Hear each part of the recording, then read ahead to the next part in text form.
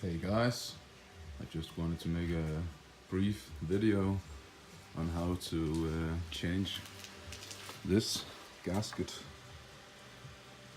on your 1.6 TDI Volkswagen engine.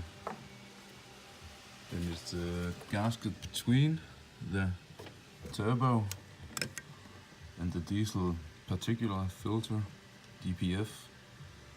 And my problem was that it was smelling quite bad in the cabin, so yeah, obviously you can see where it leaked. So I bought a new clamp and a new gasket. But before you can access it, you need to loosen one bolt here. Oh, it won't focus, you fuck. Yeah, that one. And you need to jack the car up, of course, use safety. And there is another one, no, sorry, two right here, 13mm.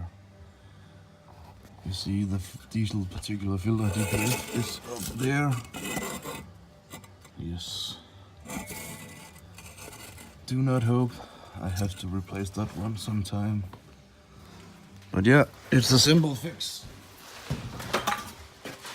And should be able to do it in